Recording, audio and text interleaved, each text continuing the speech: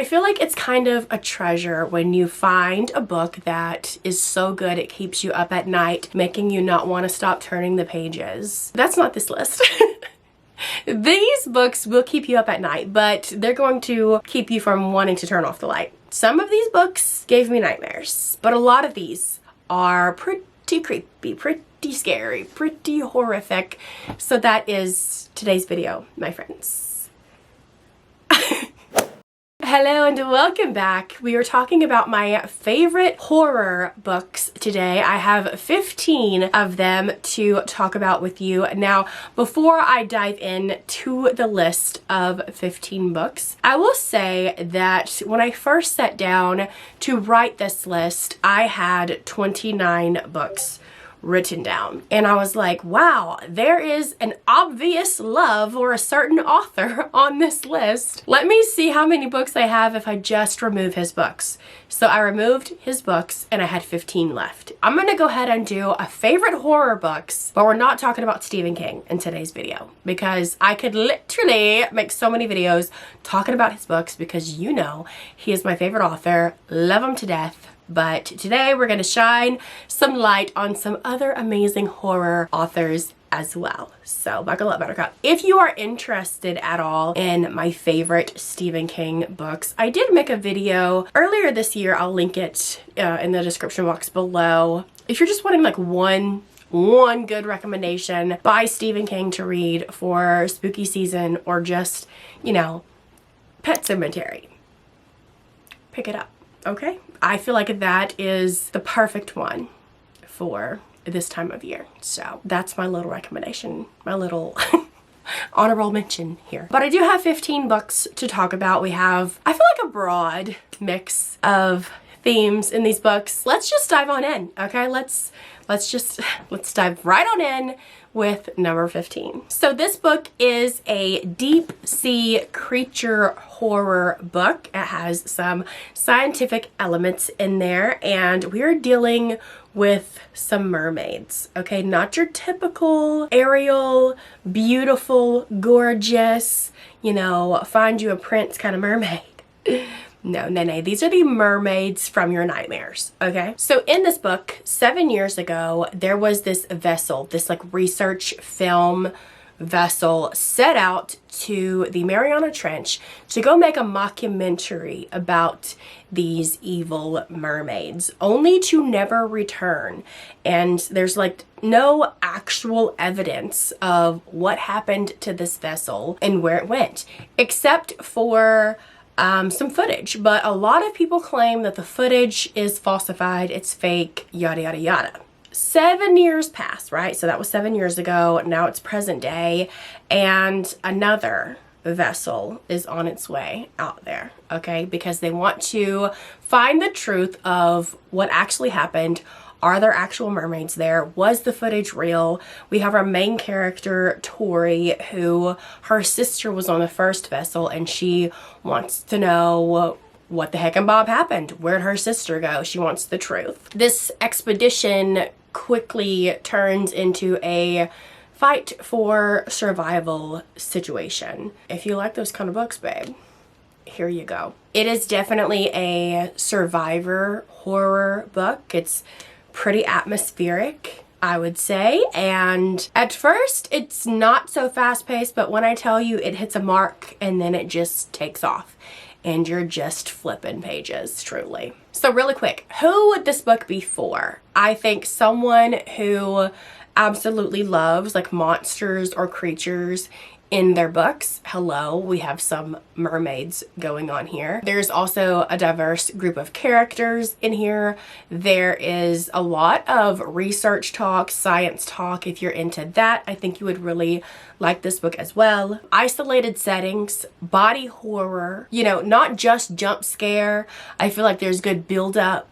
It's a good one. It's about mermaids, like hello. Okay, coming in at number 14, we have Crossroads by Laurel Hightower.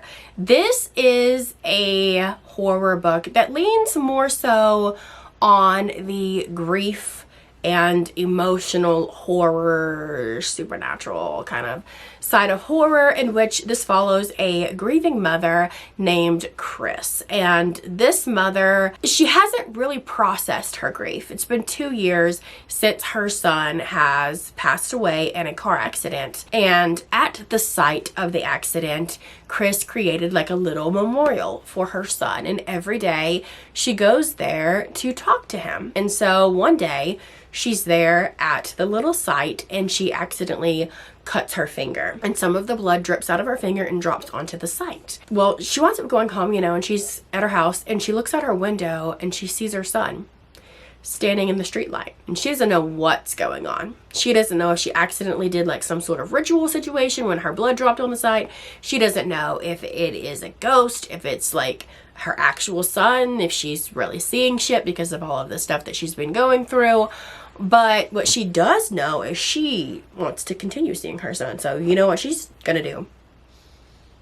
Well, you will know if you read the book, okay? You will know if you read the book. But I do want to let you know that if you are freshly grieving, especially from a loss of a child, I would hold off on reading this one, because when I tell you this one's emotional, it's dark, okay? And I'm just, okay. I do think that there is a metaphorical layer to specifically the title, Crossroads, because we have a mother who is at a crossroad with, life and death, with holding on and letting go, with love and loss. And is love and loss a crossroad? Probably not, but you get what I'm saying. I do think you would really enjoy this book. One, if you love short stories, shorter horror books that get to the point really quickly. If you love emotional reads, if you love supernatural horror books, if you like books that could spark discussion, I think this is a good one for that as well. And you may not like this book if you don't like books that don't really have clear, solid answers at the end, because this is one of those, or books that dive deep into more character than plot. You might not like this one, but all in all, I think that you would like this one if you just gave it a shot. Obviously, because all of these books on this list are my favorites, so I want you to like them. But that was number 14, Crossroads. Yeah, so now let's dive into slot number 13. Here we have another short one, though. This one is a teensy bit longer, but it's still fantastic nonetheless, and that is The Patient by Jasper DeWitt. I actually was reading this when I was trying to do a 24-hour readathon to see if I could actually stay up all night long and read books, and I was doing horror books at the time, which is such a silly idea. And this book at 2 o'clock in the morning, I was like, nope, I gotta stop. I was creeping myself out, which is a good thing, because I feel like if you dive into a book in the horror genre, you want to feel these feelings. You want to feel a sense of unease. You want to feel grossed out, or you want to feel creeped out, or you want to have nightmares. I mean, do you? But I feel like if you do, the author has done a fantastic job. You know what I mean? It is the horror genre. Anyway, all that to say, we have The Patient by Jasper DeWitt. So in this book, we have our main character, who is Dr. Parker H. And he has just graduated with his degree as a psychiatrist. And he is off to his new job at this rundown mental hospital. And when he's there, he kind of gets really, really curious about a case of a man named Joe. Joe has been at this place for way too long, in the sense that he got admitted in when he was 6 years old, and now he is, I want to say, in his like 50s, 60s, like he's an older man. He's been there for that long. So all of this time that Joe has been institutionalized, he has never had a clear diagnosis. And the thing is with Joe, anyone who tries to like treat him, tries to even have a conversation with him, goes in the room with him to talk to him, they either shortly after go insane, or so Parker decides to take him on and tries to diagnose him, but then he soon realizes that this isn't your textbook kind of case, and it's definitely something far more terrifying than he could ever imagine. This one has a really strong setting in the sense that it is an old rundown hospital. You have this character as well that's somewhat mysterious. You're also getting to see past times when other people have tried to talk to them and the outcome of that. You also get to see glimpses of when this character was a child and things first started happening. So it does have like that, I don't want to say haunted house feel, but definitely has a haunted house feel without being like there's no ghost, but you know what I mean? Or is there? No. Okay, so I think you would like this book if you like psychological terror with a teensy bit of like supernatural-ish going on. I think you would also really like this book if you don't mind a story that doesn't hand you all the answers, okay? I think part of the fear is the things that are left unsaid.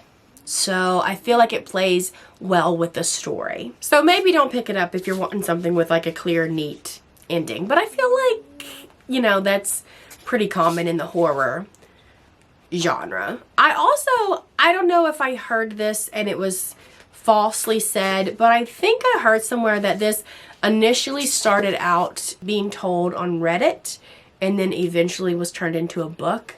Could you imagine reading this story on Reddit and like not, because you know, like a lot of the times you could read wild stories on Reddit and you truly don't know.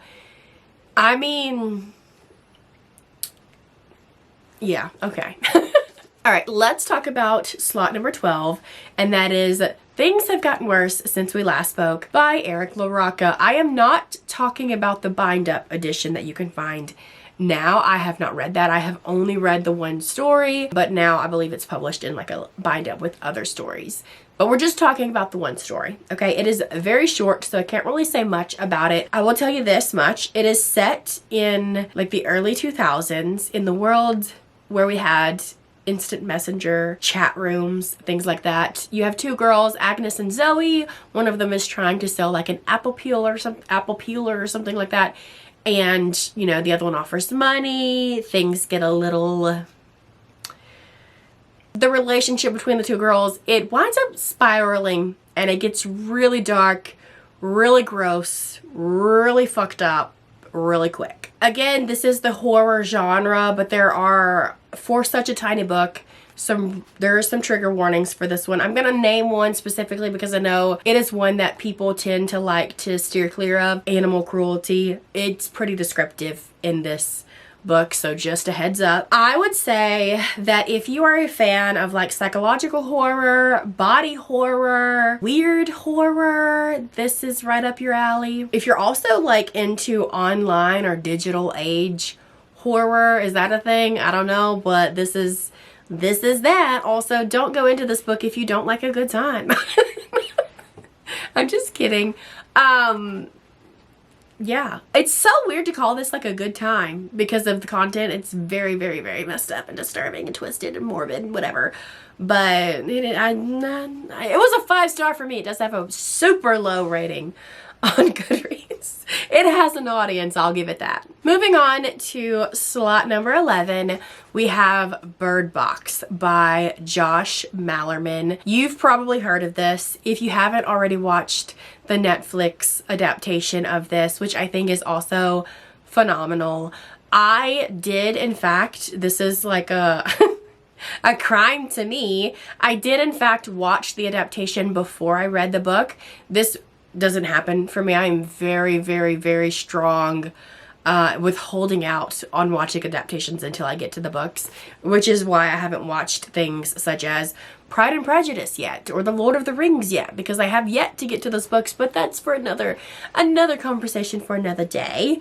I did watch this one, but it was before I knew I could handle reading horror. I did not read horror at the time.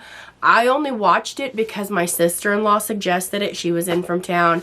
I had no idea it was even a horror movie. Was it terrifying? Absolutely, 100% for somebody who is a scaredy cat when it comes to movies. I can handle books. But movies? We're not talking about horror movies in this video though. We are talking about books. And we were talking about this one called Bird Box. All that to say, I did watch the movie, the adaptation. I do think the book is better, but the adaptation was also fantastic. Anyway, let's dive into Bird Box. The world is essentially plunged into chaos from this mysterious entity that if people see it, they essentially go insane, and they themselves, unfortunately. And it takes off as soon as you get into the story. It takes off. People are dropping like, again, this one, do you see a trend? There are a lot of really short books on this list. Anyway, our main character, her name is Mallory, and she, at the very beginning of the book, she finds out that she is pregnant. And this is right at the time when shit is just now like going down. And shortly after she's pregnant, I want to say it's been a few months, her sister passes away from the, entity. Anyway, Mallory winds up finding herself holed up in this house with a few survivors. They have all the windows blacked out and like blindfold themselves if they have to go out of the house to hunt for food or whatever. Like, they have come up with a process to try and survive. She is still pregnant at this time, mind you. And there also is another pregnant person that comes along as well. So you have two women that are both pregnant, about the same, length along, like they're both like 8 months. Anyway, in this book, you are flipping between past and present. So like, that's kind of like the past of them surviving, how they meet the people, how the people came about to come live in this house of the survivors, things like that. And then you're having like few years later, you have Mallory and the two kids, and they are in a boat headed to go find a place of sanctuary where they can live without having to constantly be blindfolded and afraid. This is very much a post-apocalyptic horror book. So if you enjoy those types of books, I think you would enjoy this one. The writing style is fantastic. When I was reading this book, when I would have to like step away from the book, I couldn't stop thinking about the book. And when I was done with the book, I was very sad that I was done with the book, because I just wanted to continue reading. I wanted to know more. I wanted to be there. There is a sequel to this called Mallory. I have not picked it up yet. I haven't heard many great things about it, but I feel like because I love this one so much and I wanted to continue to live in this world, not in real life because that would be tragic, but you know what I mean? I should have picked it up, truly, but maybe I will. Maybe I will. So I think you would love this book if you are a reader that likes horror, that leans heavily on the psychological level, if you like survival stakes, high tension, sensory deprivation. If you like to read about that, because they cannot use their eyeballs to get around, so you get to read about them figuring out how to live like that, how to go find food, how to go find a sanctuary to live, like, without being able to see. If that is interesting to you, you're gonna love this book.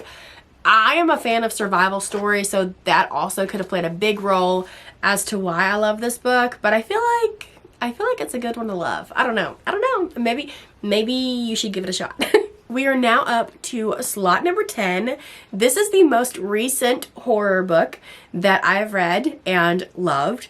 And so, of course, it made its way to this list. And that is When the Wolf Comes Home by Nat Cassidy. This is his newest release. I have read Mary by this author, in which I enjoyed. And then this author also has a short story in the bind-up called The End of the World as We Know It. And it was a fantastic short story. Out of all of the short stories in that, I think there's like 30-ish. The Nat Cassidy story was by far my favorite. But we're not talking about that. We are talking about this. So in this one, we follow Jess. Jess is a struggling actress / she also works at a cafe. And one night, she finds a boy hidden in the bushes at her apartment complex. She left work early because of an incident that happened at work where she got pricked by a needle cleaning the bathroom. Right? Anyway, that's horrific in itself. But she winds up finding a little boy about 5 years old in the bushes at her apartment complex. And the little boy's lost. She doesn't know where he came from, whatever. Fast forward a little bit, the dad shows up. And when the dad shows up, the dad may or may not be a wolf. Like, he's a human, but also he might transform into a wolf. And he's killing people. And so now she is taking this boy and they're going on the run because what the fuck, you know what I mean? So this is a supernatural, psychological type of horror book. It is extremely, extremely, extremely fast-paced. Okay, our author, Nat, does not waste any time. You are thrown into action at the very beginning and shit just keeps happening as you're turning the pages. It definitely feels like a dream.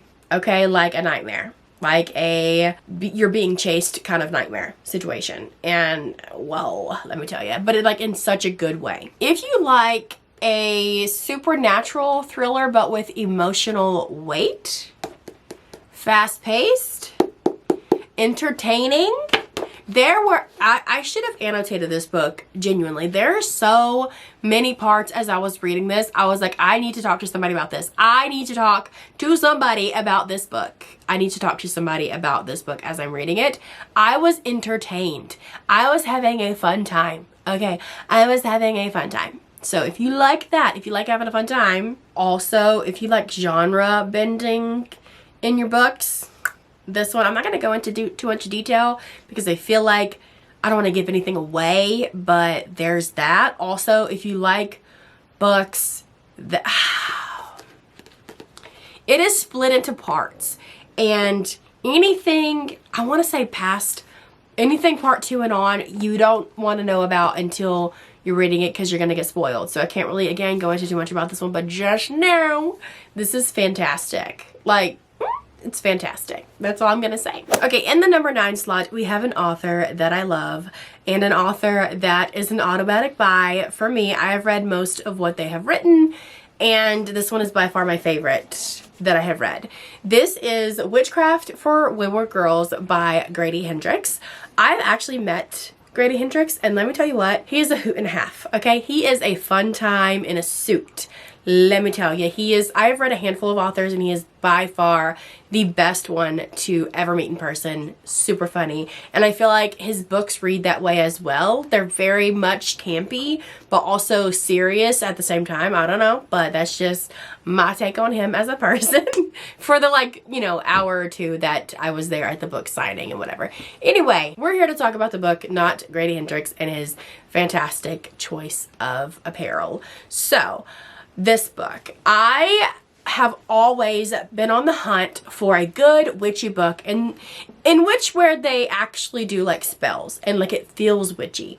I grew up and Charmed, obviously I grew up, and as I was growing up, Charmed was my favorite TV show. I would come home from school and it's the first thing that I would like pop up on the TV. I absolutely love that show, and I have since rewatched it time and time and time again, but that was the very like no it wasn't, because I also loved the movie Craft when I was young, really young, probably too young to be watching that movie, but I've always wanted like a witchy book that kind of read like that, in the sense where they actually cast spells and stuff like that. And I've read a handful of witchy books and hardly any of them really do that. Or like, it doesn't scratch the itch that I'm like hunting for.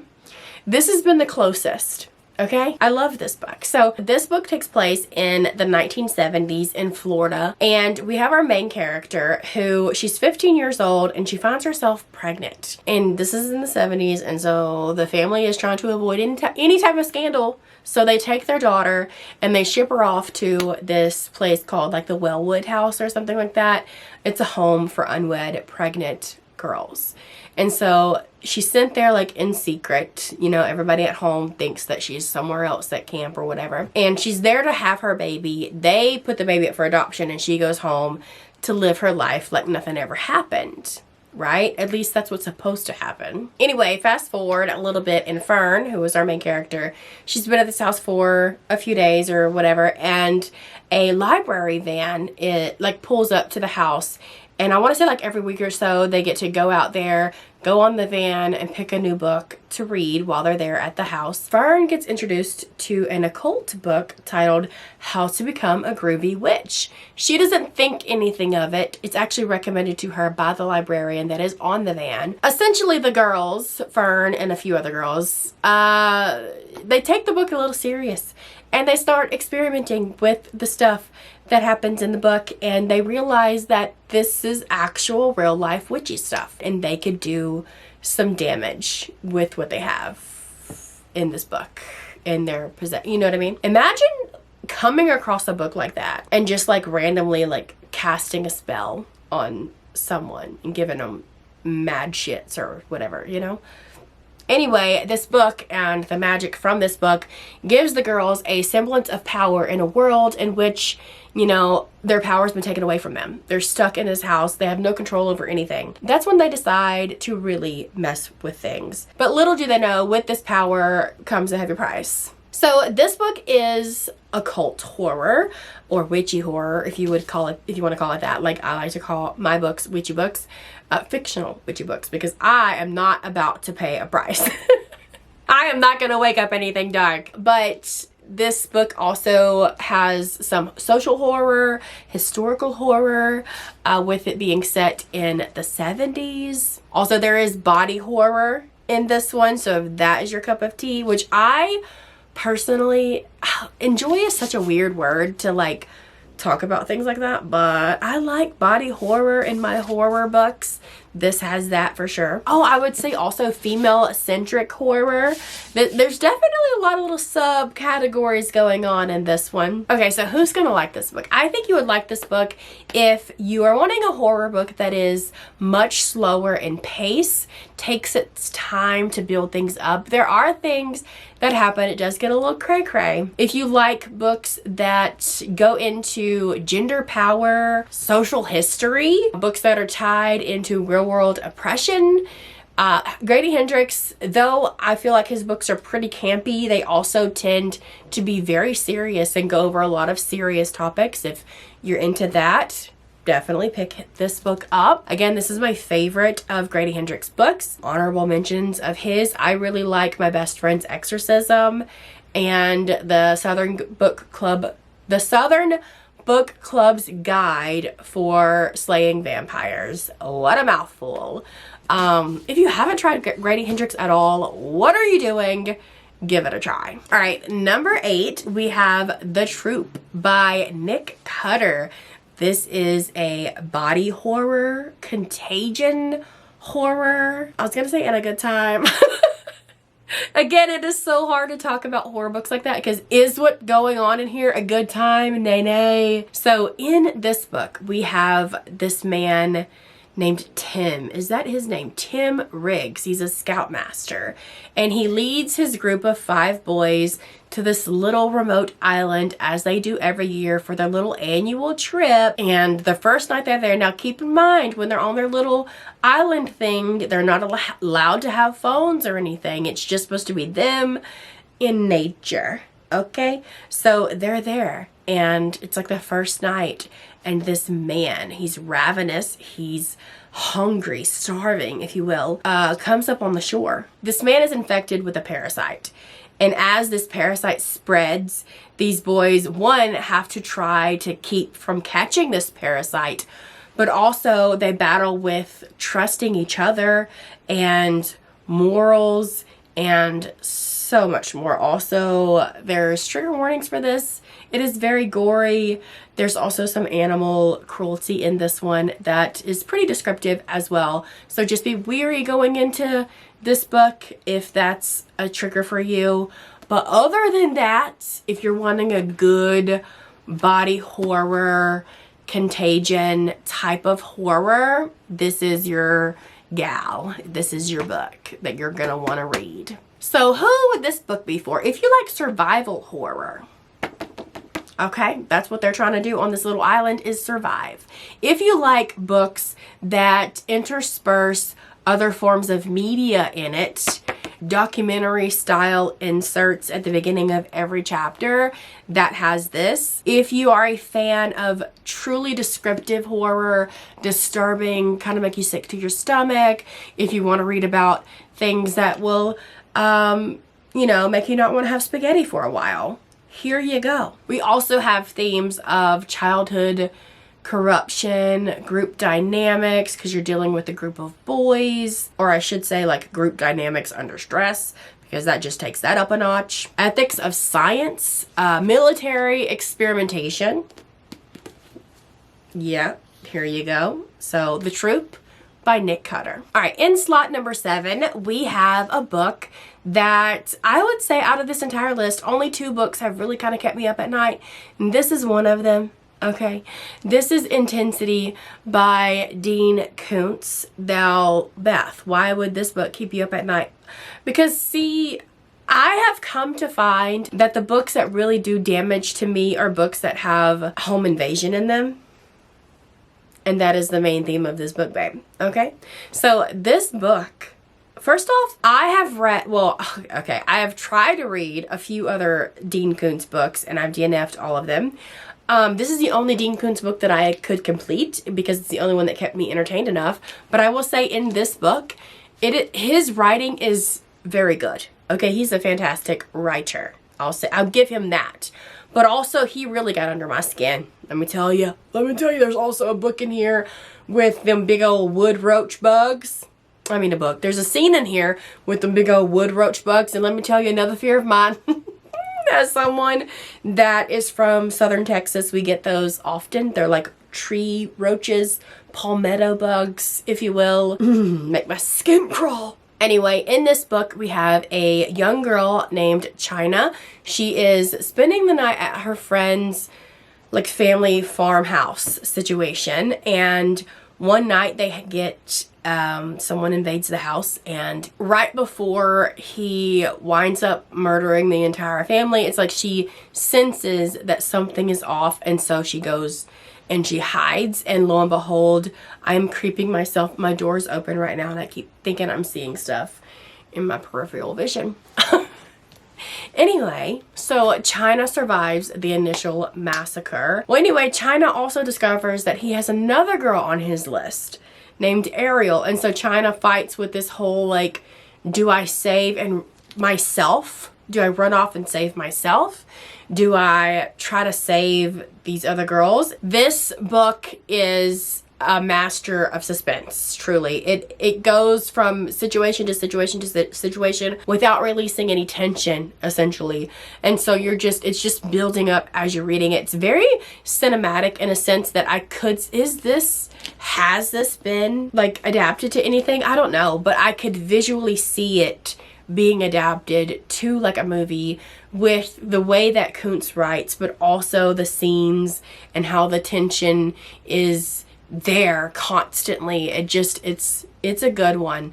It is intense. Okay, so let's go into the whole who this book would be for. I think if you are a thriller reader, if you read thrillers often and you want to start checking out the horror genre to see what it's about, this is a really good segue, because this is like a psychological suspense type of horror. Definitely one to pick up for our thriller girlies who just want to explore in the horror genre without reading anything about ghosts or creatures or anything like that. This also would be survival horror, because we have China trying to survive being murdered by this man named Beth. So I feel like that's a theme. I really like survival books, though. I've always said this. I love survival shows as well. I like stranded island type things. So this tracks. This is a survival horror. Oh, I would also say cat and mouse, because China, well, I don't want to get into a lot of the plot, but there is like a cat and mouse vibe to this book as well. Oh my gosh, I am forgetting the most important thing about this book: serial killer horror. Okay, I am a big time thriller reader, and my favorite type of thrillers to read are those that feature like a serial killer thriller. Okay, that is this. This is a serial killer horror. So if you like that, you're gonna love this book. Time for slot number 6. We have a double feature. in the sense that this author has 2 books on this list. This one is another book by Josh Malerman, Incidents Around the House. I do not have a physical copy of this one, but I need to get a physical copy of this one. A lot of the times when I do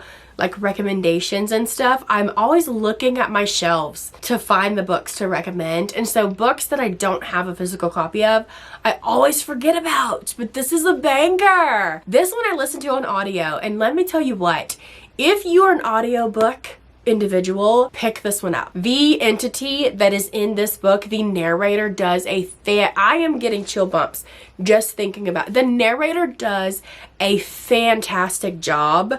I'm gonna have to close the door because I'm creeping myself out. Okay. The narrator does such a fantastic job.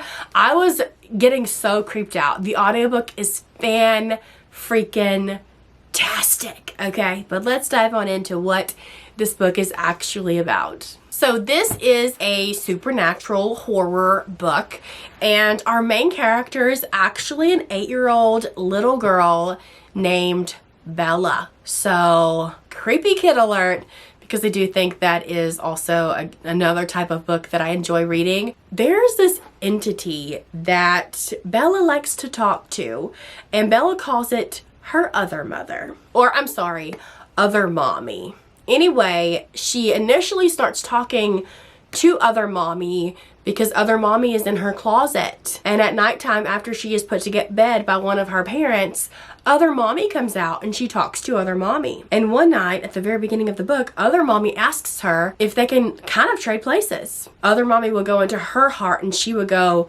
wherever the other mommy is from. I'm sorry, but that is absolutely fucking terrifying. That is terrifying. And the interactions between other mommy and Bella start to intensify, and this is kind of where lines start to blur between imagination and reality.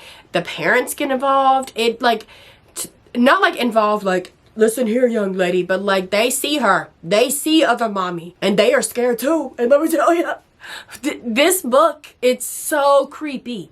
So good for the spooky season. So creepy. Definitely 10 out of 10. Pick up the audiobook.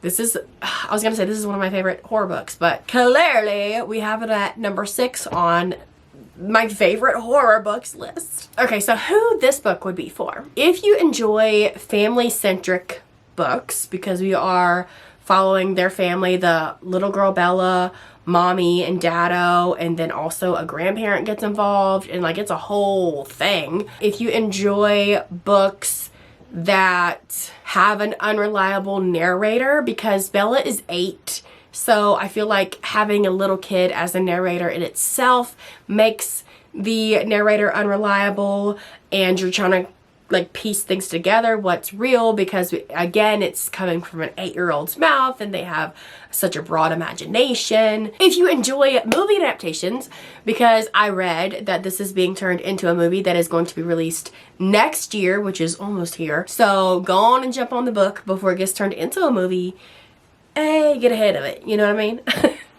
Okay, coming in slot number 5, this is the first book in a series, and that is called Red Dragon by Thomas Harris.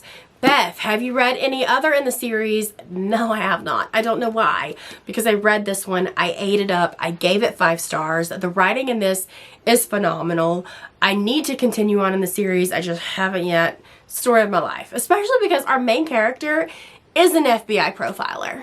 And if you know, okay, Charmed is like my all-time favorite TV show, but also so is Criminal Minds, and which I feel like is probably the reason why I really love serial killer thrillers and true crime books and serial killer horrors, because here's another serial killer horror book. So in this book, we follow FBI profiler Will Graham. He comes out of retirement to help the FBI track down a serial killer known as the Tooth Fairy. The book also does introduce Hannibal Lecter, though you're not really following his case. In this book, Will Graham was actually the big reason why Hannibal Lecter was caught in the first place, but we do get some chapters with Hannibal Lecter in here as Will goes to the place where Hannibal Lecter is being held to actually kind of get help from him as well. It is very gritty, very dark, super disturbing. The writing is fantastic, but it is very, very, very descriptive. The scenes of the families being brutally murdered, it's intense, but it is worth the read.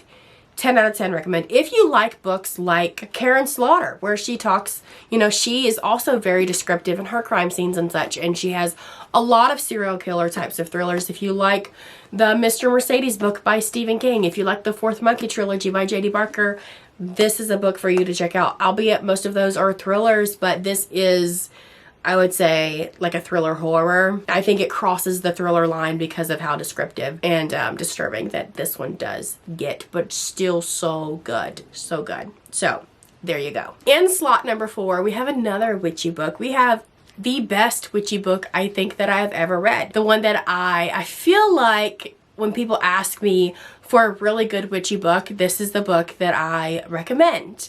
And for good reason, and that is Slewfoot by Brom. So this book takes place in 1666, and we follow a recently widowed woman named Abatha. She is facing the threat of being forced into indentured servitude by her late husband's brother.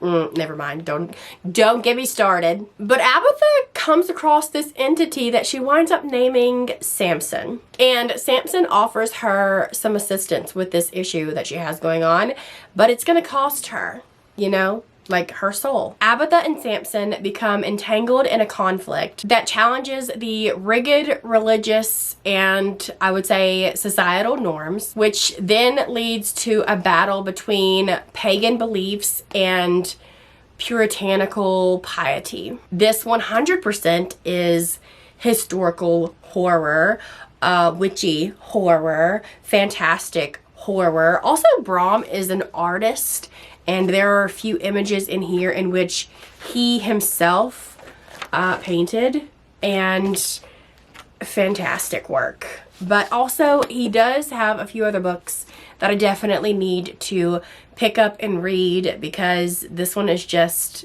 it's just that good. If you like good for her stories, you're gonna love this one. Okay, so I think you're gonna like this book if you love atmospheric horror books, if you love complex female protagonists, if you love folklore or mythology, or if you're even interested in either of those, you're gonna want to pick this up. If you like witchy, like Halloween, it gives Halloween vibes. You know what I mean? Like, I feel like a horror book can be horrifying and great for spooky season, but this just feels like Halloween. It feels like a Halloween classic. You know what I mean? Like, it's just, it's that bitch. Okay, in the number 3 slot, we have another psychological horror, one that I think would be a great segue, again, to those of you who mainly read thrillers, but you would love to dive into the horror genre, but you don't want anything super supernatural, you don't want hauntings, you don't want ghosts, you don't want anything like that. You might want this, you know, right here. This is called Brother by Anya Alborn. So this book takes place in 1981, and we have this family that they live out in the sticks in the good old state of West Virginia. The story follows 19-year-old Michael. Michael was adopted a long time ago when he was a little baby, and so now he lives with the Morrow family. His name is Michael Morrow, and well, his family is something else, to say the least. Okay, they are very deranged, and they're also very cannibal-like. Now, Michael is probably the only one in this family that actually has a conscience. Okay, you could tell automatically right off the bat that this boy was adopted, because he ain't nothing like his family. So Michael has a brother named Rebel, sometimes goes by the name of Ray, and their relationship is kind of central to the narrative here, as Rebel embodies the family's brutal legacy, if you will, and serves as a constant reminder of Michael's entrapment. So one day, Michael finds himself at this record store, and he meets this girl named, I done forgot her name, Alice. And Alice kind of opens up Michael's eyes to what it would be like in a different life, you know, outside of the world that is his family. And he's always dreamt to escape his family, you know, and that just kind of puts a little more fuel on the fire, him meeting Alice and, you know, that whole thing. But don't you worry, because Rebel is right there to remind Michael of his place. And let me tell you what, this book, if you are a fan of... The first thing that comes to my mind is the movie The Wrong Turn. I don't watch a lot of horror movies, but I can get away with watching like slashers, like Scream, I Know What You Did Last Summer, The Wrong Turn. I can handle those, and I've watched The Wrong Turn many a times. It still scares me. It does, but I don't live anywhere near the Virginias. I don't know which one. I think it's West Virginia, actually, that takes... Anyway, I digress. Okay, so... I think if you like family drama, but like really fucked up family drama, you're gonna like this one. I think if you are a reader of extreme horror, you might like this, because I do think that this pushes the boundaries with the description of some of the things, and yeah, it's pretty disturbing. If you just want a damn good book to read, here you go. In the number 2 slot, we have what is probably one of the scariest books, if not the scariest book that I have ever read, in the sense that I have lost many nights of sleep because of this book, okay? According to my fears. Now, you might not have the same fears as I do, so this book might not mess with you at all, but it sure fucked me up, let me just tell ya. And that book is Stolen Tongues by Felix Blackwell. I am so uncomfortable right now. Anyway, yeah, so the author did a damn good job, because it's even terrifying to talk about, because it's gonna, I feel like it's gonna bring up the memories again. You know what I mean? I remember one time, shortly after I read this book, I want to say within a few days, my husband thought I was having night terrors, because I would wake up in the middle of the night screaming, and it was because of this book, okay? Okay.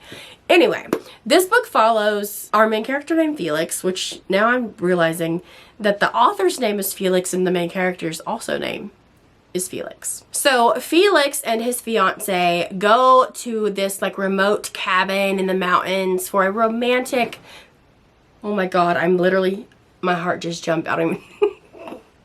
This is my dog. Felix and his fiance Faye go to these remote, I'm gonna have to really wrap this up, go to the remote cabin in the mountains for like a little romantic getaway, and then at nighttime, as they're sleeping, his fiance starts speaking in a language that she doesn't even know in her sleep. But not just like randomly saying stuff, she's responding to somebody else, an unseen entity talking to her. She's answering questions, she's asking things in her sleep. Anyway, it just, as the nights progress, it gets darker and darker, and it's, yeah, just know there's things on the walls, and there's shadows, and there's stuff, and it's, we're gonna have to wrap this one up, because I'm going, yeah. This one definitely... This book definitely delves into the characters' minds, exploring things like fear and paranoia and reality. It is 100% supernatural horror, okay? It's also romantic horror, because you do have the whole aspect of them on a romantic getaway. Anyway, if you are a fan of slow burn horror, if you are a fan of unique narratives, if you are a fan of being scared shitless, if you want to read something that is absolutely terrifying, absolutely 100%, read Stolen Tongues by Felix Blackwell. Okay, in slot number 1, we have Nosferatu by Joe Hill. So this is like a vampire, if you know like the whole story of actual Nosferatu, this is Joe Hill's kind of take on that, but like with many twists in his own, it's his own story, essentially. Anyway, so we follow a girl named Vic,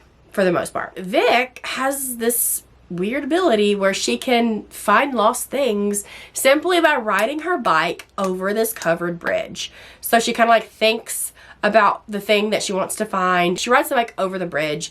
The bridge then takes her to the location of where, you know, the lost thing is. But the more things that she goes out to try to find, the more it takes a toll on her body and her mind. There's always consequences, I feel like. With anything cool, you always got a consequence. Anyway, Vic's life then becomes intertwined with Charles Minks. He is an immortal child abductor who drives around in a Rolls Royce. A Rolls Royce Wraith. That's a tongue twister. With the license plate that reads Nosferatu. So, anyway, Manx, as he's driving around in this Wraith, he abducts children and brings these children to this place called Christmas Land, where happiness or unhappiness is illegal there. Anyway, something happens to where we find ourselves in this battle with Manx that lasts decades. It's a battle like between